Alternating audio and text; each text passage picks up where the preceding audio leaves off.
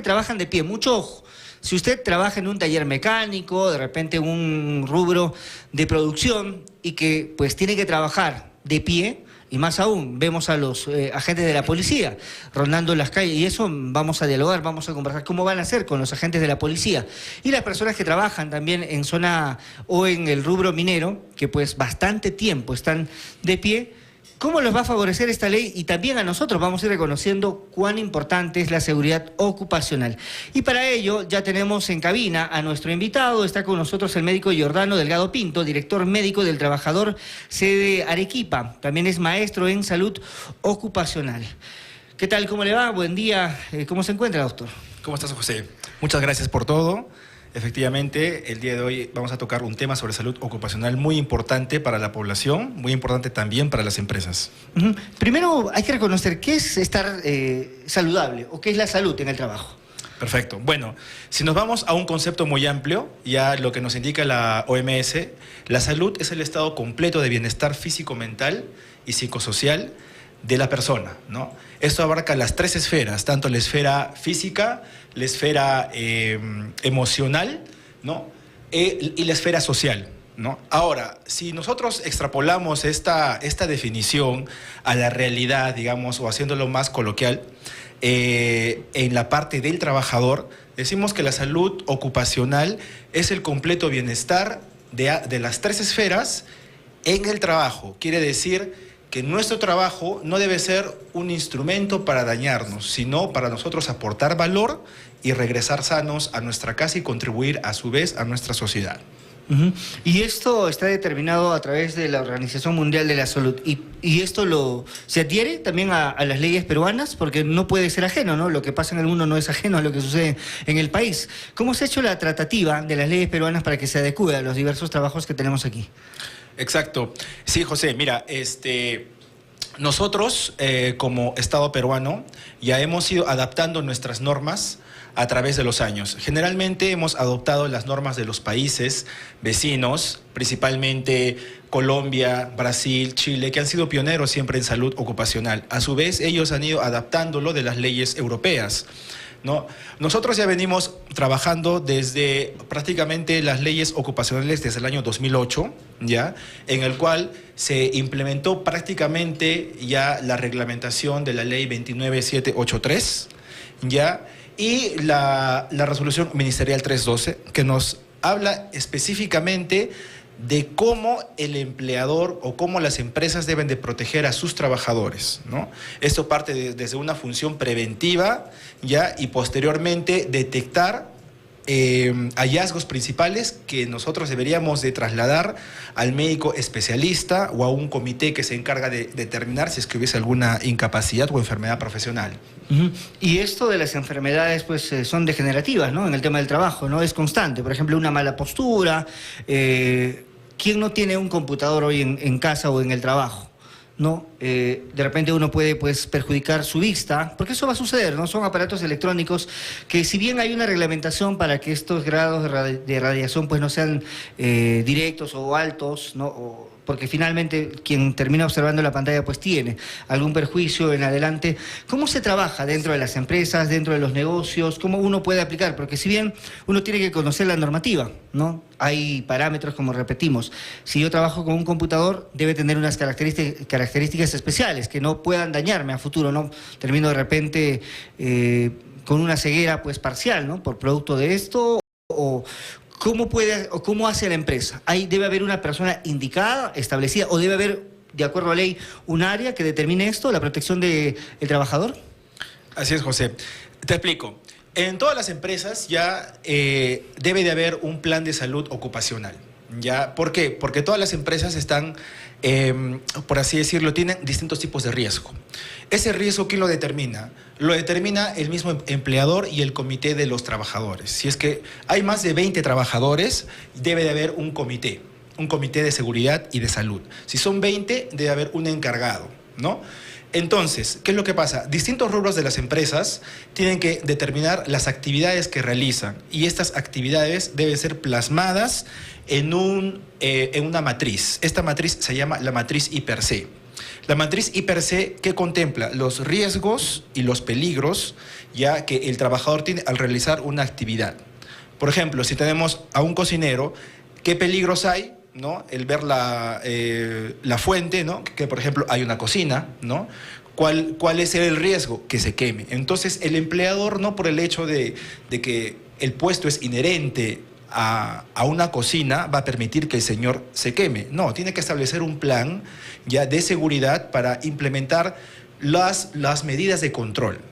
Estas medidas de control tienen una jerarquización muy importante. Lo primero es eliminar este riesgo, pero si por naturaleza no lo podemos eliminar, tenemos que aplicar ciertos controles en orden. Perdón, viene control, por ejemplo, de ingeniería, controles administrativos y luego al último recién los EPPs. Acá estamos muy mal acostumbrados a utilizar los EPPs de inicio, cosa que no debería ser. Primero tiene que haber cierta capacitación, ¿no? Tiene que haber cierto conocimiento, o sea, y reconocer si la labor, la función, el trabajo que voy a realizar, pues es de riesgo, ¿no? Ahora, le pregunto, ¿todos los trabajos conllevan a riesgo? Exactamente.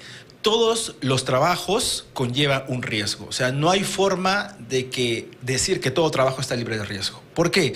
Porque nosotros, si bien el ser humano tenemos una actividad física y nosotros estamos hechos para el movimiento, los trabajos nos permiten hacer actividades de alguna manera forzadas, ya sea desde estar en un escritorio sentado que aparentemente no me generaría ningún riesgo, lo que diría es falso, porque en realidad como nosotros tenemos que movernos, porque somos seres de movimiento, ya el estar sentados nos genera una postura forzada, que es el estar sentado, ¿no? Si nosotros estamos de pie, igual nos genera una actividad que es estar forzado, ¿no? Entonces, todo trabajo conlleva un riesgo, pero este riesgo debe ser medible.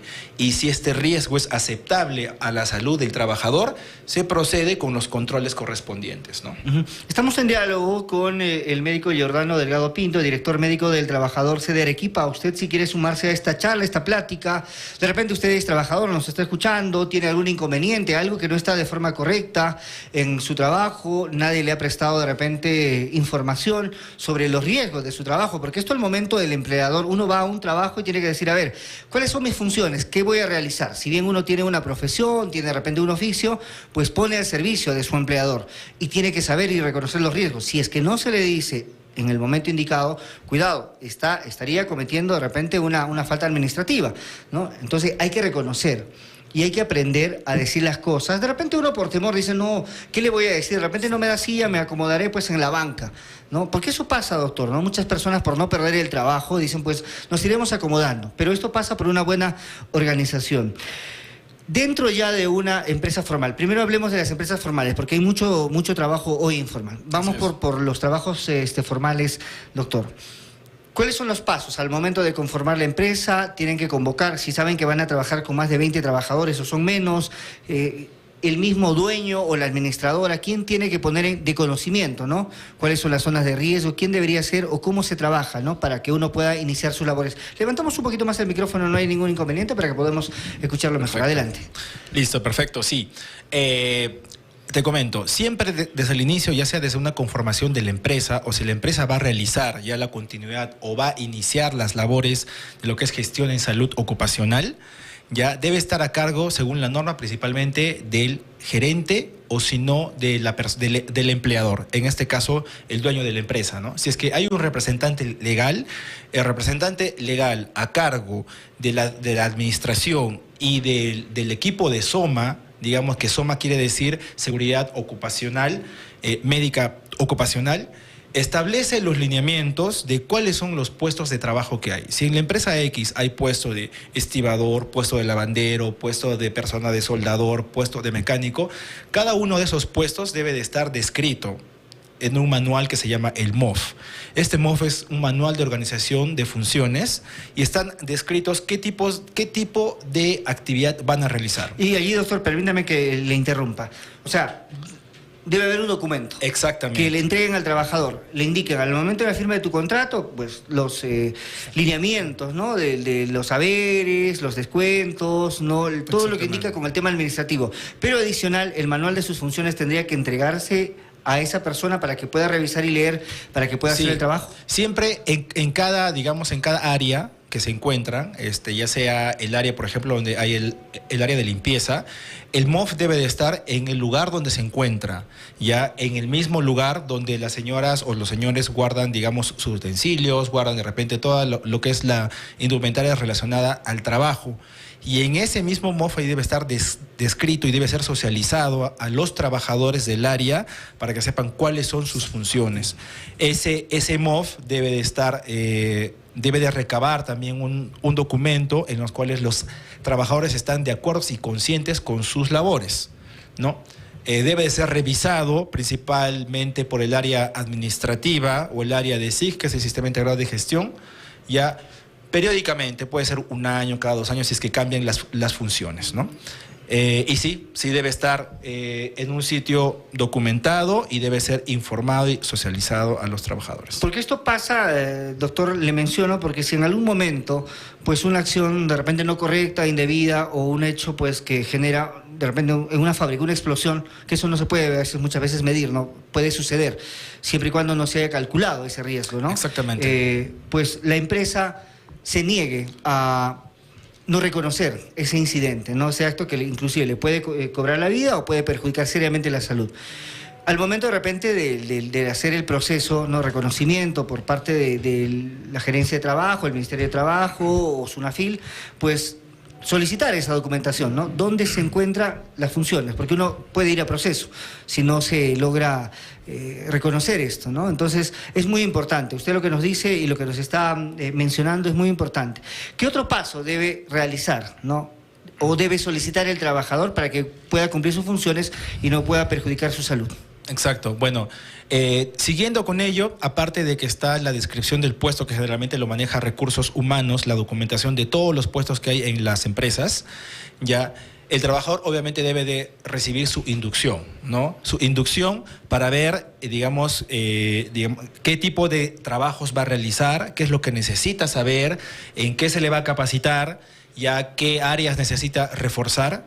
Ya, luego de ello tiene que ser conocedor de los peligros y riesgos a los cuales está expuesto y debe de recibir, si es que amerita, los EPPs, ya que, como digo, es en el control es la última escala, ya debe de recibirlos, por ejemplo, una orejera, tapones, mandiles, barbijos, ¿no?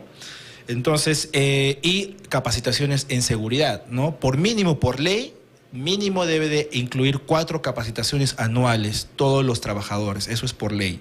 Dentro de ellos debe de incluirse lo que son seguridad y salud ocupacional, ¿no? Entonces, y ya según los riesgos que haya de la empresa, si hay mayores riesgos de ruido, mayores riesgos de polvo, los riesgos que hayan identificado las empresas dentro de su CIPERC deben ser parte de ese programa de capacitación, ¿no? O sea, los trabajadores no simplemente deben de recibir capacitaciones o charlas en áreas o en temas que son muy generales, no, deben ser específicos a los riesgos que tiene la empresa según su exposición. ¿Y estas 4 capacitaciones anuales pueden ser más? Pueden ser más. Pueden ser más. Es lo mínimo que pide la ley, pero pueden ser mucho más lo que considere la empresa, con tal que si la empresa tiene una buena gestión de seguridad y salud y prevención, o sea, que no solamente sea cumplir con la norma, que es lo que nosotros vemos, por ejemplo, como Centro Médico de Trabajador, y vemos que las empresas muchas veces quieren cumplir solamente con la ley, pero nosotros les invitamos a que no sea cumplir solamente con la ley, sino a que lo vean como una inversión estratégica para proteger a sus trabajadores. Entonces, cuando la empresa se adhiere, ¿no?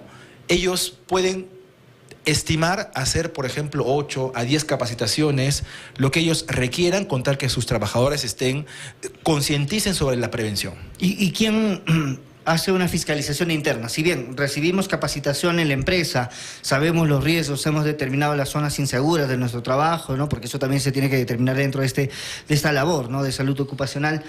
¿Dentro de las empresas debe haber un responsable, un encargado que supervise esto, o estos operativos que realizan también las empresas para revisar pues la salud ocupacional solo se dan así? ¿Cómo se trabaja ahí? Así es, José. Mira, como te comentaba, siguiendo la otra parte de esta línea, ya de cómo las empresas tienen que organizarse luego que ellos han establecido su IPERC y ver los riesgos, lo siguiente que hay que establecer ya es con qué criterio uno está admisionando a sus trabajadores. Para esto es muy importante. Ya hemos hablado de una parte, o sea, digamos, de la matriz I+C, que es la identificación de riesgos. Ya lo tenemos. Ahora, la otra parte es el examen médico ocupacional. Porque estos dos instrumentos, tanto el examen médico como la matriz, son los que nos van a servir para saber cómo, si es que ya tenemos un trabajador, cómo está evolucionando de acuerdo a la exposición en el trabajo. No solamente para saber si es que el señor, por ejemplo, si es que tiene diabetes, si es que tiene... Es parte de, pero no es un hallazgo relacionado con el trabajo directamente, que puede ser predisposición o causa que puede ser agregado, sí. Pero lo que nos importa en el examen médico es orientarlo de acuerdo a los riesgos de la empresa. Si la empresa tiene ruido, lo que tengo que utilizar es el instrumento de la audiometría. Si la empresa tiene polvo, entonces espirometría, ¿no? Si la empresa tiene altos factores de riesgo psicosocial, estrés, trabajos nocturnos, de repente muchas horas, me enfoco más en factores psicosociales, ¿no? Obviamente hay una norma también que nos indica ya qué es lo mínimo que debe tener cada examen, pero debe ser orientado a los riesgos de la empresa, ¿no? Entonces, ya teniendo este instrumento, el mismo empleador puede tener, digamos, a través de un área médica, porque saben que la información es confidencial, saber cuál es el estado de salud de sus trabajadores, ¿no? Entonces, esto tiene que ser vigilado por el médico. Y allí, dentro de la empresa, pues, por ejemplo, soy un trabajador de una empresa y puedo solicitar el permiso correspondiente para irme a hacer el chequeo, que muchas veces pues demora 2, 3 días, 4 días. ¿Está dentro de mi potestad solicitar esto o van a descontarme? ¿Cómo se hace el trabajo para que el trabajador, porque esto es un día a día, es un desgaste físico, ¿no? Es un desgaste físico y uno tiene que prever, ¿no? Porque no va a estar al final, ¿no? Cuando ya está muy enfermo, recién va y le dicen, no, pues ya no te podemos ayudar a recuperar. Pues, lamentable, ¿no? Eso sucede muchas veces. Dentro de este trabajo que se realiza anualmente en las empresas, ¿hay un tiempo establecido por ley que puede ir el trabajador sin descuento? Ya, en realidad no está establecido por ley un tiempo máximo o un tiempo mínimo que el trabajador puede ir a hacerse atender, pero aquí hay que diferenciar dos cosas. Uno es la atención médica que uno tiene por ya sea por un accidente común, ya sea por una enfermedad común. ¿Qué quiere decir? No relacionada con el trabajo. Pero si, por ejemplo, veo a una persona que es camionero y le duele la espalda constantemente, entonces la única persona en el trabajo de que podría decir, ok, me parece que tu dolor está relacionado con el trabajo, de acuerdo a las maniobras que le realice, según la historia ocupacional que tenga, es el médico de la empresa, ¿no? El médico de la empresa tiene la potestad para decir, el señor, ¿no?, nombre y apellido, ya está presentando cierta molestia, cierto dolor. Yo requiero que el señor vaya a hacerse ver, ya sea por el especialista, ¿no?, ya sea por el traumatólogo, por el fisioterapia, por el neurólogo, ya tal patología, ¿no? ¿Por qué? Porque esto me va a servir a mí para recabar toda esa información y ver si es que los hallazgos que tiene son compatibles con el puesto que actualmente está, ¿no?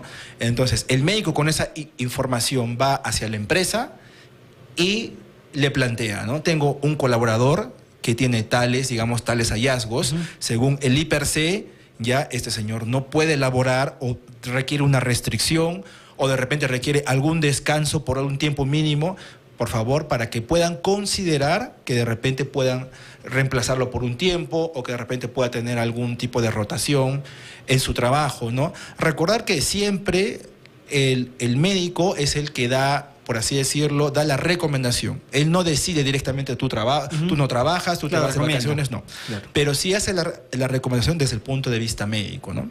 Y ahora, todos estos hallazgos son comunicados de manera oficial por un correo, ya, al área de salud, que es el área de gerencia de salud, que es SOMA, que está liderado principalmente por un ingeniero de seguridad, ¿no?